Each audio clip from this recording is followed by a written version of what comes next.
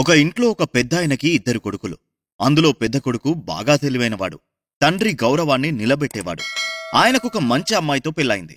కాకపోతే అబ్బాయి వాళ్ళ అత్తారిది పొలిటికల్ బ్యాక్గ్రౌండ్ ఉన్న ఫ్యామిలీ. మంచి కోడలు, అందరూ బాగా ఉంటున్నారు. ఇంకా తర్వాత చిన్న కొడుకు వెళ్ళి, నాన్నా, నేనొక అమ్మాయిని ప్రేమిస్తున్నాను అని చెప్పడం జరిగింది.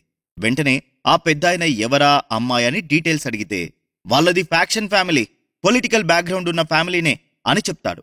అయితే కొడుకు గురించి, కొడుకు భవిష్యత్తు గురించి బాగా ఆలోచించి ఆ పెద్దాయన ఆ అమ్మాయి మన ఫ్యామిలీలో సెట్ కాదు, మన కుటుంబాన్ని విడదీస్తుంది అని చెప్పి కొడుక్కి నచ్చచెప్తాడు.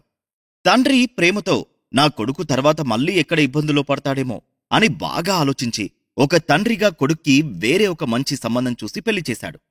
కాని ఇక్కడ తండ్రి మాట విన్నట్టే నటించిన ఆ చిన్న కొడుకు తండ్రి చూసిన సంబంధం చేసుకున్నా కాని పెళ్ళయ్యాక కూడా మొదట తను లవ్ చేసిన అమ్మాయితో ఇంకో పక్క ఎఫ్ఐఆర్ నడుపుతున్నాడు. వీళ్ళ పిచ్చి ఎంత ముదిరిందంటే, ఇంట్లో పెద్దోళ్ళు చూసి పెళ్లి చేసిన వాళ్ళకి విడాకులు ఇచ్చి మరి మనిద్దరం కలిసి ఉందామనేంతలా ముదిరింది. చిన్న కొడుకు మళ్ళీ మళ్ళీ ఇంట్లో తండ్రికి ఎప్పటికప్పుడు ఆ అమ్మాయి గురించి చెప్తూనే ఉన్నాడు. ఇదంతా చూస్తున్న ఆ పెద్దాయన, నువ్వు ఆ అమ్మాయిని పెళ్లి చేసుకుంటే నా ఇంట్లో ఉండడానికి వీల్లేదు, నా మొహం కూడా చూడకు అని సీరియస్ వార్నింగ్ ఇచ్చాడు. ఇంకా అప్పటికే ఎప్పుడు ఇంట్లో నుండి వెళ్ళిపోదామా అని చాలా రోజుల నుండి ఎదురుచూస్తున్న ఆ చిన్న కొడుక్కి ఇదే మంచి అవకాశం అనిపించింది. వెంటనే ఆ ఇంట్లో అక్క సహాయం తీసుకుని ఆ అమ్మాయిని పెళ్లి చేసుకున్నాడు. ఇదంతా ఆ పెద్దాయనకు తెలిసింది.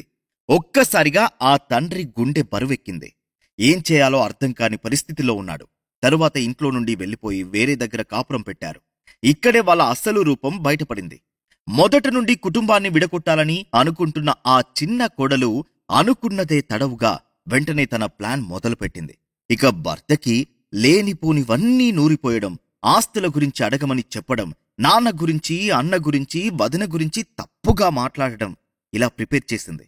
ఇంకేముంది, భార్య చెప్పుడు మాటలు విని ఇన్ని రోజులు కనిపెంచిన ఆ కన్న తండ్రిని గుండెల మీద తన్ని ఇన్ని రోజులు కాపాడుకుంటూ వస్తున్న కుటుంబ పరువును గంగలో కలిపారు ఆ ఇద్దరు.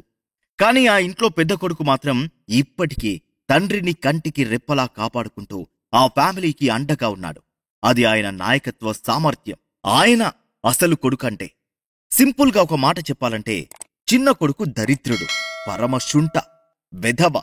ప్రేమించిన అమ్మాయితో పెళ్లి కాదన్నాడని ఆ కుటుంబ పరువే తీశాడంటే ఎంత మూర్ఖుడు అర్థం చేసుకోవచ్చు.